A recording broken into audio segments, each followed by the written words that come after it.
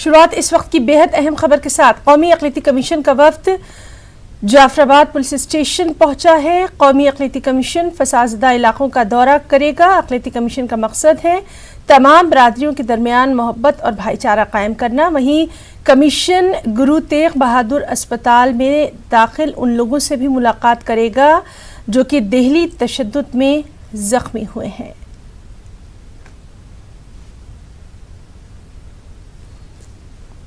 तो नाज़रीन, लगातार सुबह से इस अहम खबर पर हमारी नज़र बनी हुई थी। हमने आपको बताया था कि कौमी अक़लियती कमीशन का ये वफ़द जो है जाफराबाद पुलिस स्टेशन पहुंचा है और ये कमीशन वहां तमाम तर मुतासरा इलाकों का दौरा कर रहा है। चेयरमैन गैरुल हसन रिजवी की क़यादत में ये पूरी टीम पहुंची है। अभी फ़िलहाल ये वहाँ पर जो जाफराबाद का पुलिस स्टेशन है वहाँ पर पहुँचे हैं और उसके बाद ये तमाम लोगों से बातचीत करेंगे और दौरे का मकसद वही है कि अमन व अमान वहाँ पर कायम रखना, लोगों के बीच एतमाद की फ़िज़ा को बहाल करना। साथ ही साथ कौमी अक़लियती कमीशन बिला लिहाज मज़हब व मिल्लत सबकी मदद का ख्वाहा भी है।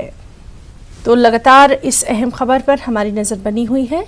कौमी अक़लियती कमीशन का वफ़द जाफराबाद पुलिस स्टेशन पहुँचा है और वो वहाँ के जो फसाद मुतासरा इलाक़े हैं वहाँ का दौरा कर रहा है, वहाँ के लोगों से मुलाकात कर रहा है। और इस दौरे का मकसद भी यही है कि जो भी गुज़रा वो गुज़र चुका, अब लोगों में अमन व अमान की फ़िज़ा बहाल की जाए, उनको किस तरह की मदद पहुंचाई जा सकती है, इस जानिब भी कौमी अक़लियती कमीशन का ये वफ़द जो है ये अपनी रिपोर्ट पेश करने वाला है। और साथ ही साथ सबसे अहम ये है कि अमन व अमान की फ़िज़ा वहाँ पर किस तरह से बहाल की जाए। तो आप देख सकते हैं ये वफ़द जो है, सबसे अहम बात यह है कि ये कमीशन गुरु तेग बहादुर अस्पताल में दाखिल उन ज़ख्मी लोगों से भी मुलाकात करेगा।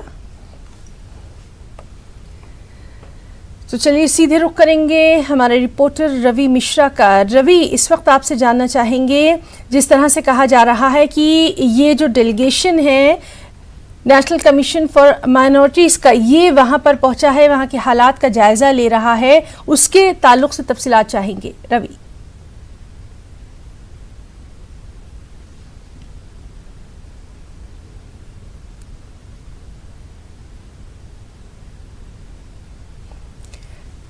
उन हालातों के बारे में जायजा ले रहा है, क्या यहाँ पर बीता, उनकी आप बीती यहाँ पर। साफ तौर पे ये जो भीड़ आप देख सकते हैं, साफ तौर पे अल्पसंख्यक आयोग की टीम यहाँ पर पहुँची और तमाम सुरक्षा के साथ वो यहाँ पर पहुँची, इन लोगों से बातचीत करी, इन लोगों से जाना इनका दुख, इनका दर्द, आखिर उस दिन यहाँ पर क्या हुआ था।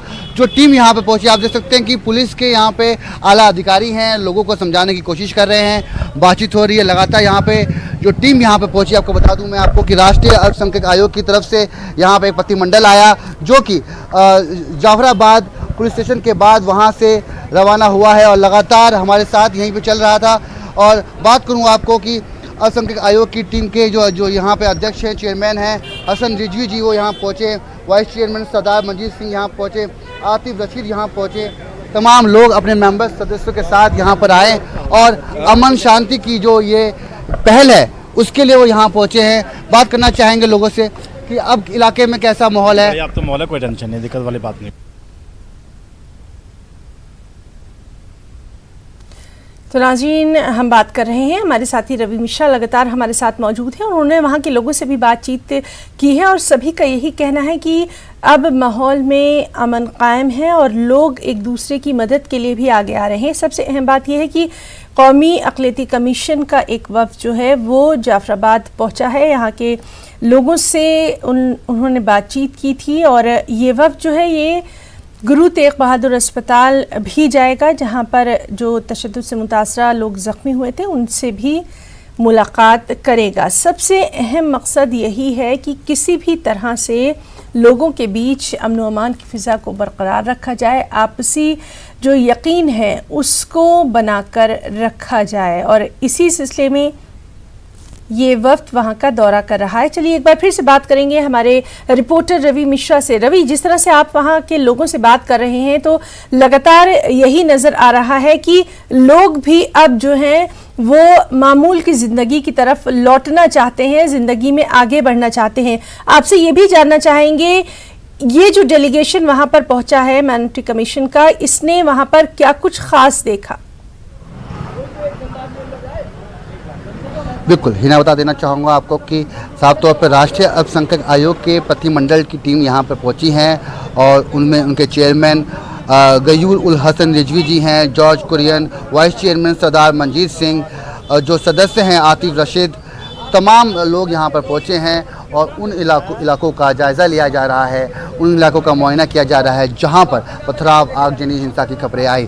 साफ तौर पर उन तमाम लोगों से बात की जा रही है। आप दिख रहे हैं पुलिस के आला अधिकारी यहाँ पर मौजूद हैं और उन तमाम लोगों से पूछा जा रहा है, बात की जा रही है कि अब माहौल कैसा है, सामान्य बना हुआ है। साफ तौर पे यहाँ पे तमाम लोग, बड़े बड़े अधिकारी यहाँ पर पहुँच रहे हैं और सुरक्षा की पूरे पुख्ता इंतज़ाम है। यहाँ पर लोगों से बात करना चाहेंगे कि जो अल्पसंख्यक आयोग की टीम यहाँ पर पहुँची तो कैसा लग रहा है, सब टीम यहाँ पर पहुँच रही है आप लोगों से बातचीत करने के लिए, अब भाईचारा का माहौल बना हुआ है।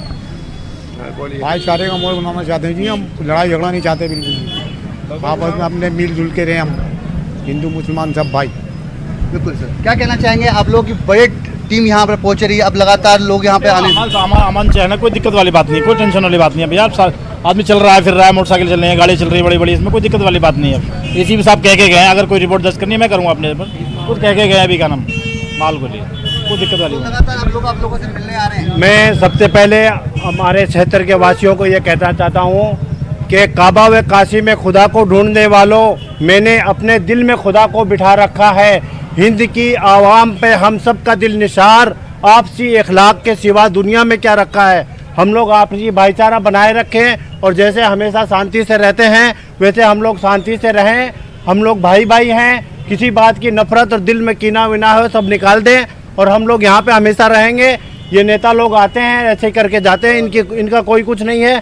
हम लोग यहाँ पे रहेंगे और हम लोग को यहाँ रहना है, नेताओं का कुछ नहीं बिगड़ना, चाहे वो कपिल मिश्रा हो, चाहे वारिस पठान हो या ओवैसी साहब हो या और कोई भी हो। ये सब खाली भड़का के हम लोग को नफरत पैदा करते हैं और चाहे कोई भी अनुराग ठाकुर हो, चाहे अदरवाइज कोई भी नेता जो भड़काता हो, बयानबाजी करता हो, साफ तौर पे उसकी निंदा करनी चाहिए। और आपने देखा कि भाईजान ने काफ़ी खूबसूरत संदेश दिया है, भाईचारे का, अमन का पैगाम दिया है, क्योंकि साफ तौर पे लगातार अब यहाँ पर लोगों का प्रतिनिधिमंडल टीम यहाँ पर पहुँच रही है इन लोगों से बात करने। बात यही है कि आग लग गई, धुआं निकल गया, अब आकर क्या फ़ायदा। मगर साफ तौर पर इनको मुआवजे के वो जो मरहम का इंतज़ार किया जा रहा है तो केंद्र सरकार, राज्य सरकार द्वारा दिया जाएगा, मगर इनका जख्म, इनका दर्द कभी भुलाए नहीं भूलेगा। फिलहाल ये तमाम लोग अपने इलाके में अमन शांति चाहते हैं और अब इनकी दुकानें खुल रही हैं, रोज़मर्रा की ज़िंदगी पर ये अब काम पे निकल रहे हैं। जी रवि, बहुत बहुत शुक्रिया आपका अदा करना चाहेंगे। और जिस तरह से लगातार हम अपने तमाम नाजरीन तक अमन का पैगाम पहुंचा रहे हैं, वहां पर भी जो लोग मौजूद हैं वो भी यही कह रहे हैं कि अब वो भी अमन चाहते हैं, सुकून चाहते हैं, शांति चाहते हैं और यही हमारा मकसद भी है। रवि, बहुत बहुत शुक्रिया अदा करना चाहेंगे आपका तमाम तर तफसीली जानकारी के लिए। लगातार इस कौमी अक़लियती कमीशन के दौरे पर हमारी भी नज़र बनी हुई है। आगे बढ़ेंगे। शुमाल मशरक़ी दिल्ली में हालात काबू में हैं। इंतजामिया की जानिब से लोगों के दिलों में बसे डर को दूर करने की कोशिश की जा रही है। शुमाल मशरक़ी दिल्ली के joint police commissioner Shivashish Chaudhary का कहना है कि एतमाद के खसारे को पाटने के लिए ज़रूरी इक़दाम किए जा रहे हैं ताकि बाहमी इत्तिफ़ाक़ व इत्तेहाद की फ़िज़ा कायम हो सके। देखिए, हम लोग सबसे पहले तो ये जो फ्लैश पॉइंट जो बन गया था, ये जो प्रॉब्लम्स हो गई थी, उसको हम लोग ने कंट्रोल कर लिया है। आप लोग ने भी देखा कि बहुत हद तक एक ये है, और अब जो डर का माहौल है और एक जो लोगों में अफवाहें थी वो भी कम हो गई हैं। अब आप देख रहे हैं लोग निकल रहे हैं, खास करके जो वल्नरेबल एरियाज़ में जहाँ पे वो सेक्शन जो इफ़ेक्टेड है वो लोग अब जाने लगे हैं उस जगह पे। लेकिन अभी बहुत काम बाकी है और ख़ास करके जो हमारे यहाँ पे पुलिस फोर्स जो यहाँ पे डिप्लॉयड है और जो हमारे लोकल एडमिनिस्ट्रेशन है, उन लोगों का काम अभी बहुत बाकी है यहाँ पे। देखिए, हम लोग 2-3 स्टेप्स हम लोगों ने लिया है। एक तो यहाँ पे हमारे जो पिकेट्स हैं और पेट्रोलिंग पार्टीज़ हैं, हम लोग ने इस तरह से बनाया कि खास करके वल्नरेबल एरियाज़ जहाँ है उस चीज़ पे हम लोग काफ़ी कंसंट्रेट कर रहे हैं। हमारे रूफ टॉप्स भी लगे हुए हैं और एरिया में अलग अलग पॉइंट्स पे हम लोगों ने डिप्लॉय कर रखा है। इसके अलावा हम लोग वहाँ पे जाके खुद भी हम लोग जा रहे हैं और लोगों से मिल रहे हैं जो लोकल ये है, बातचीत करते हैं, तो जो एक डर का माहौल है वो ख़त्म होता है। और जो नेबर्स हैं, हर यहाँ पे जो आम शहरी है, जो नागरिक है, वो शांतिपूर्वक रहना चाहता है, उस चीज़ को हम लोग टैप कर रहे हैं। वो जो एक जो अंदर का जो एक फीलिंग है कि नहीं, हम लोग सबको मिलजुल कर जैसे पहले रहते थे अब भी वैसे ही रहना, उस चीज़ को हम लोग कोशिश करें कि मोबिलाइज करें। हम लोग लोगों से मिल रहे हैं, उनकी जो भड़ास है दिल में जो और डर है, उस चीज़ को हम लोग निकालने की कोशिश कर रहे हैं। तो कांटेक्ट बना के और काफ़ी ज़्यादा हम लोग आउटरीच कर रहे हैं कम्युनिटी में, कॉन्फिडेंस बिल्डिंग मेजर्स, हर तरह की चीज़ें यहाँ पे चल रही हैं। सीनियर कांग्रेसी लीडर कपिल सिब्बल ने वज़ीर कानून रविशंकर प्रसाद पर निशाना साधा। उन्होंने वज़ीर कानून से पूछा कि जब वो कपिल मिश्रा जैसे लीडरों के बयानात की मजम्मत करते हैं तो इन लोगों की गिरफ्तारी अब तक अमल में क्यों नहीं लाई गई। कपिल सिब्बल से न्यूज़ 18 नुमाइंदा रंजीता झा ने खास बातचीत की। वरिष्ठ नेता कपिल सिब्बल हमारे साथ है बात करने के लिए। सिब्बल जी, दिल्ली का जिस तरह से माहौल है, जिस तरह से हिंसा दिल्ली में हो रही है, कांग्रेस पार्टी ने एक कमेटी भी बनाई है, वो जाकर हिंसाग्रस्त क्षेत्रों का दौरा भी करेगी, रिपोर्ट देगी सोनिया गांधी को। लेकिन बीजेपी की तरफ से जिस तरह से कहा जा रहा है, कल सोनिया गांधी जी का जो भाषण है रामलीला मैदान का, उसको कोट करते हुए रविशंकर प्रसाद जो है वो कह रहे हैं कि भड़काने का काम तो सोनिया गांधी ने भी किया था हिंसा को। शायद जो रविशंकर प्रसाद जी हैं, आज मैंने सुबह ही पेपरों में बयान पढ़ा कि जो भड़काऊ भाषण उनके दल के लोग दे रहे थे, जो पूर्व एमएलए भी थे और उनके मंत्री भी दे रहे थे, वो उनकी निंदा करते हैं। ये आज सुबह उन्होंने कहा। अब निंदा करने के बाद हमें भी मालूम है कि किस तरह से दिल्ली में हिंसा का माहौल पैदा हुआ और किस तरह से चुनाव से पहले ये शुरुआत हो चुकी थी। और इस दौरान में चुनाव आयोग ने भी इन लोगों पे रोक लगा रखी थी और 2-2, 3-3 दिन कहा था कि आप कोई भाषण नहीं दे सकते, लेकिन चुनाव आयोग ने कोई एफआईआर नहीं की। तो मैं इनसे पूछना चाहता हूँ, इनसे गृह मंत्री से पूछना चाहता हूँ कि आप लोगों ने एफआईआर क्यों नहीं की? जब उसी भड़काऊ भाषणों की वजह से चुनाव आयोग ने रोक लगा रखी थी, तो गृह मंत्री जी ने क्यों नहीं आदेश दिया कि एफआईआर करो? और उस समय कानून मंत्री जी कहाँ थे? उस समय उन्होंने बयान क्यों नहीं दिया? आज क्योंकि वो अपना बचाव करना चाहते हैं तो आज ये बयान दे रहे हैं। पुलिस कमिश्नर जिसका तबादला भी कोई और कमिश्नर अपॉइंट हो गया है, श्रीवास्तव जी अपॉइंट हो गए हैं, उन्होंने क्यों कुछ नहीं किया? और जो पुलिस के कर्मी थे वो वहाँ सब कुछ हिंसा का वातावरण देख रहे थे, हिंसा होती हुई देख रहे थे, वो कुछ नहीं कर रहे थे।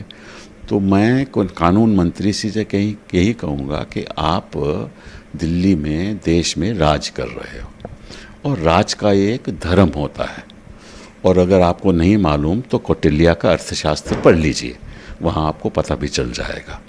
और जब आप वाजपेयी जी का राजधर्म नहीं मान पाए तो सोनिया जी का क्या राजधर्म आप मानोगे? आप तो उनकी निंदा करोगे ही, क्योंकि आपका और कोई काम है नहीं।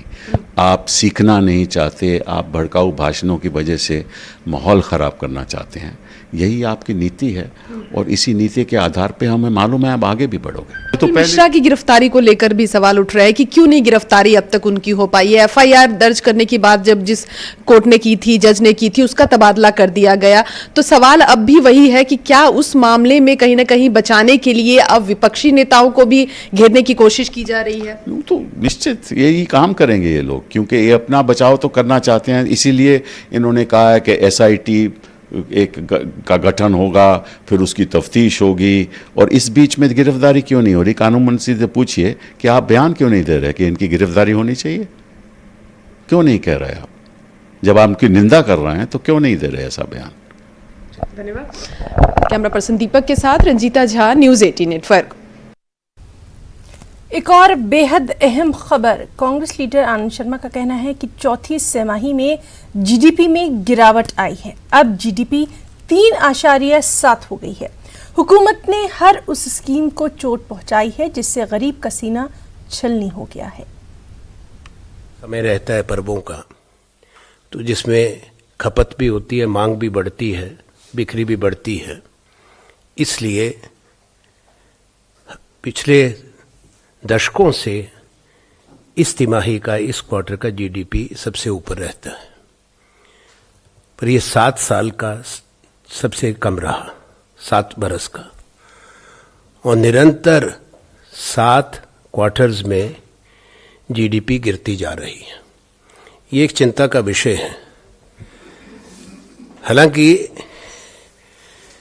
आंकड़ा 4.7 का है, पर नॉमिनल जीडीपी जिसमें मुद्रास्फीति, इन्फ्लेशन फैक्टर इन होती है, वो 7.7 है। हमेशा वो डबल डिजिट में रहती थी। पिछली बार भी सिंगल डिजिट में रही, इस बार भी सिंगल डिजिट में। वो शायद दशकों में ऐसा नहीं हुआ जो निरंतर हो रहा है। इससे ये स्पष्ट है कि सरकार के दावों के बावजूद और एक ऐसा बजट जो दिशा विहीन है, जिसमें किसी भी तरह की कोई ऐसे प्रोत्साहन नहीं मिलता, ना निवेशक को ना उत्पादक को, इसलिए उस बजट में जो भी सरकार ने कहा, जो वित्त मंत्री कहती हैं, उसके बावजूद निरंतर गिरावट है।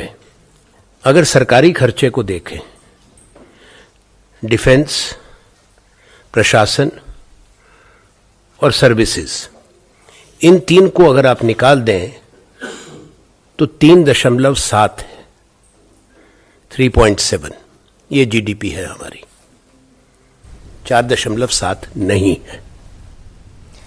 शुमाल मशरक़ी दिल्ली में हुए फसादात में जानी और माली नुकसान बड़े पैमाने पर हुआ। फसादात के दौरान हुए नुकसानात की तस्वीरें अब धीरे धीरे साफ हो रही हैं।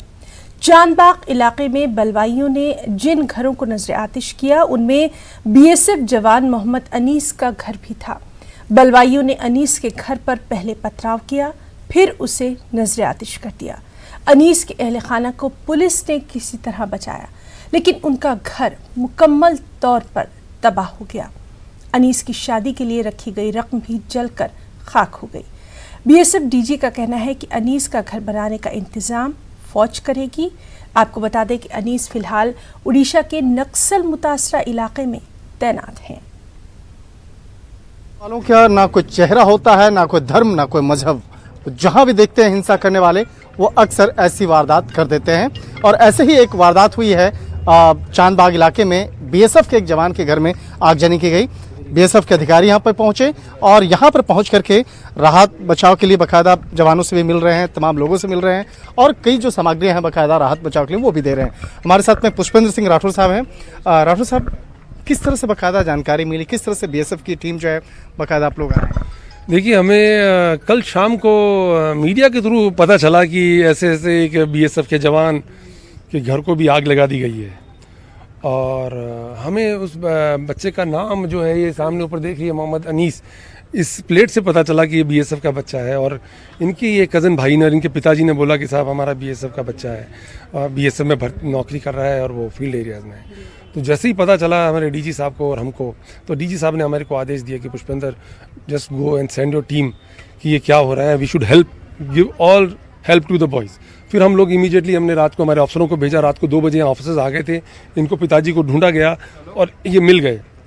और हम जो है इमीडिएटली हमारी टीम को भी सुबह लेके आ गए। इस मकान को हम रिपेयर करेंगे वार फुटिंग पे, हम इंश्योर करेंगे ये मकान सबसे पहले यहाँ ठीक हो जाए। हमारे इंजीनियरिंग ब्रांच, हमारे इलेक्ट्रिक ब्रांच सब आए हुए हैं और डीजी साहब ने हमें फुल पावर दे रखा कि इसको आप प्रायोरिटी पे ठीक करिए। अच्छा, बीएसएफ जो है यहाँ का पूरा कंस्ट्रक्शन, पूरा जो भी रिपेयरिंग, सब चीज़ का जिम्मा उठा रही है? जो वो बीएसएफ हमारे वेलफेयर से हम इसको ठीक कराएंगे। ऑफकोर्स जो दिल्ली सरकार इनको जो देगी उसके लिए हम उनकी मदद भी करेंगे कि जल्दी से जल्दी इनको मुआवजा दे, लेकिन बीएसएफ जो है अपने खर्चा करके इनकी जितनी भी मदद कर पाए वो करेंगी। पुष्पेंद्र साहब, आप लोग जवान हैं, देश के लिए आप लोग खड़े होते हैं, लेकिन जिस तरह से जो हिंसा करते हैं ये लोग, उसके लिए तमाम पूरे लोगों के लिए कोई एक मैसेज देना चाहेंगे आप, खासकर जो अफवाहों से दूर रहने के लिए? ये हिंसा का कोई मजहब नहीं होता है। ये जो है एक मॉब मेंटालिटी है। मैंने देखा है कि वो फिर जो चालू हो जाता है वो देखता नहीं है कौन क्या है। सो इससे हमको ऊपर उठना पड़ेगा। ये सब जो है मैं देख रहा हूँ कि ये गलत है, जो है भाईचारा हमारा जो है उस लाइन पर रहे, और इसके लिए कोई हिंसा के लिए कोई धर्म या कोई रिलीजन नहीं होता। मेरे ये अनीस अभी कहाँ पोस्टेड है? ये अभी पोस्टेड है उड़ीसा के अंदर, हमारा जो नक्सल एरियाज में हमारी बटालियन है 09 बटालियन, वहाँ पे डिप्लॉयड है, वो काफ़ी दूर है यहाँ से। अब उसको हम दिल्ली भी ला रहे हैं, पोस्टिंग कर रहे हैं, ताकि वो अपने फैमिली का लुक आफ्टर कर सके। निश्चित तौर पे बीएसएफ के द्वारा एक बहुत बड़ी एक कही जा सकती है राहत बचाव के लिए कार्य किया जा रहा है। इसके साथ साथ इन्होंने एक साफ तौर पे एक मैसेज भी दिया कि कोई भी इस तरह के बकायदा कार्य ना करे। हालांकि जो हिंसा वाले जो लोकेशन पे पहुंच करके कोशिश की जा रही है बीएसएफ के जवान के लिए भी एक राहत और बचाव कार्य किया जाए, लेकिन इस मामले पर जितना भी उचित हो सकता है वो व्यवस्था वो किया जा रहा है। और इसके साथ साथ बीएसएफ तमाम लोगों से भी अपील करती है कि कोई भी अफवाह पर ध्यान न दे और कोई भी इस तरह के हिंसा को अपने हाथ में न ले। वीडियो जर्नलिस्ट बीनू के साथ शंकर आनंद, न्यूज़ 18 दिल्ली।